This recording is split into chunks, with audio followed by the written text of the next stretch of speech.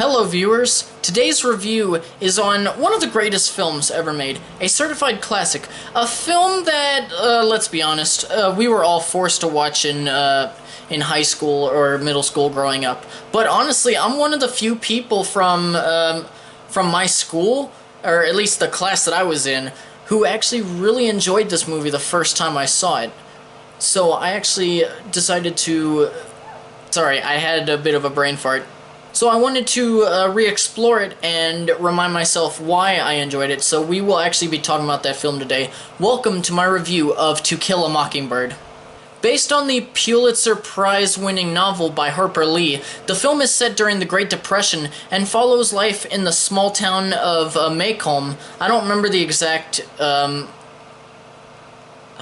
I'm trying to remember the state. I think it's like Alabama. But anyway, we see the life of Macomb through the eyes of the Finch family as the patriarch Atticus Finch, a local lawyer. He defends a black man who's accused of raping a white woman while also trying to keep his children pure in a world filled with hatred and prejudice. Gregory Peck plays Atticus Finch, and he gives an Oscar-winning performance in this film. He is absolutely fantastic. Just watching him on screen, especially in the courtroom scene, you know that he has control of the floor. He's a very intimidating person, but he is also fair. And with Peck's speaking voice, you get that feeling of intimidation from him, but you also feel very comfortable around him. His character is a lawyer, and he is actually, just as a good tidbit, he's considered the deadliest shot in the county, which... we get at a glimpse in the film when he shoots a rabid dog down in the street close to his home without wearing his glasses. And although he is a good shot, he does not like to mention it because he does not like the thought of having an advantage over people. He appears to support racial equality and was appointed to represent Tom Robinson, a black man who has been accused of raping a young white woman. And the town disapproves of him defending Tom, especially when he makes it clear that his intent to defend Tom Robinson is he wants to do it to the best of his abilities. And he wants to focus on making sure that his children grow up to be good people and to accept every kind of person, regardless of their upbringing, gender, and skin color. He is truly one of the greatest cinematic characters, and one of the reasons why is because of Peck's performance. Just one scene in the film has Finch giving a 7-minute monologue, and it is all shot in one take. From this performance, you can see how the powerful acting that gave Peck his Oscar for the role. Rest in peace, Gregory Peck. Thank you for your contribution to cinema. Atticus is more of a main focus in the film. The original story was told from the eyes of his daughter, Jean Louise Finch, also referred to as Scout. She's referred to as Scout in the story and the film, and she's played by Mary Badham.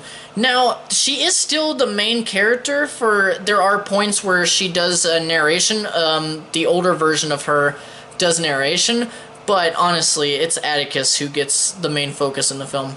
This was Badham's acting debut, and she gave a wonderful performance. She was adorable. Scout is a tomboy who is very bright for her age and loves to read. She's very innocent, so certain words and phrases confuse her, especially the racial slurs. And whenever she handles situations, she only knows to fight about it or just discuss things with her father.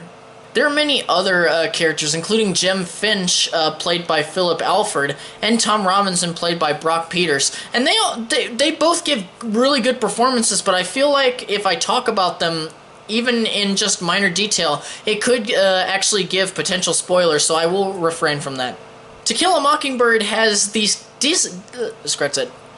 Kill a Mockingbird has the distinct advantage of having killer source material that is already considered amazing all around the world.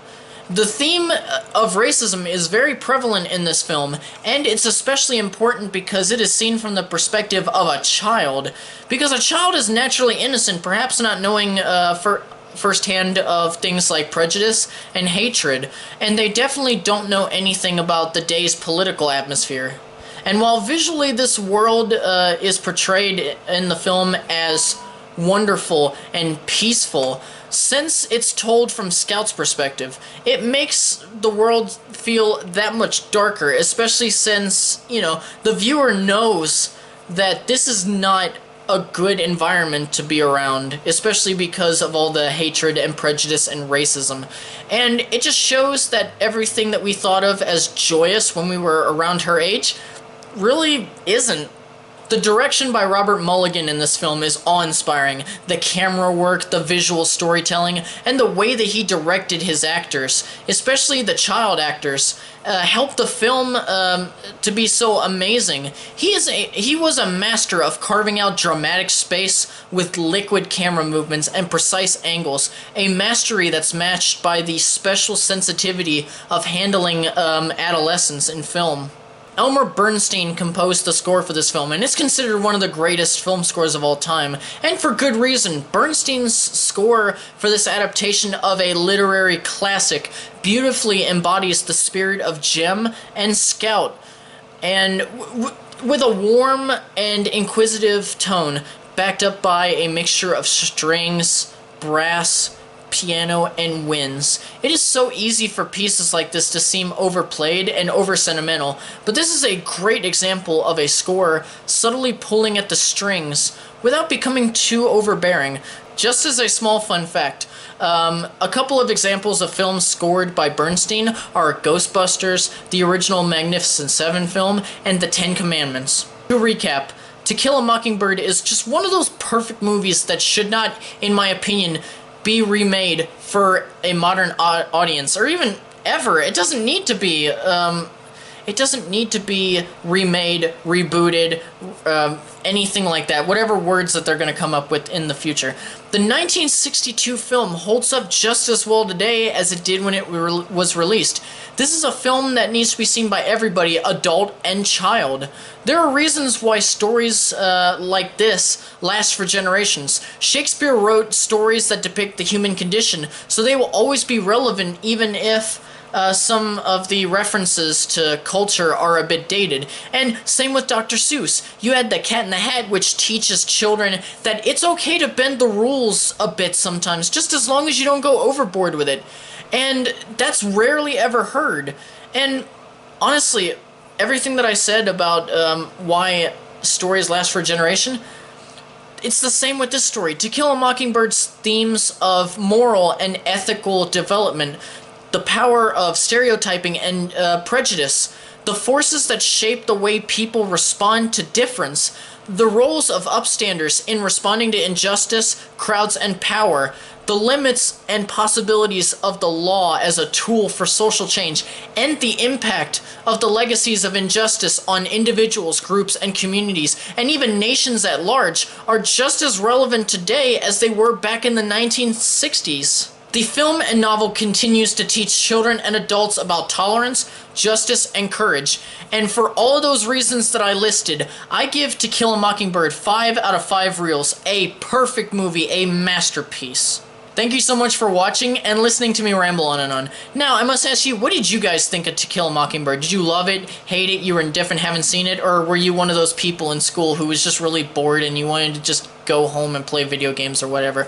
It doesn't matter. I want to know your thoughts because I welcome new perspectives. Be sure to subscribe if you have not already for more reviews and content. There is always more to come. And for other ways to help support the channel, please check out in the description down below. Thanks once again for watching, and farewell until the next video. Bye.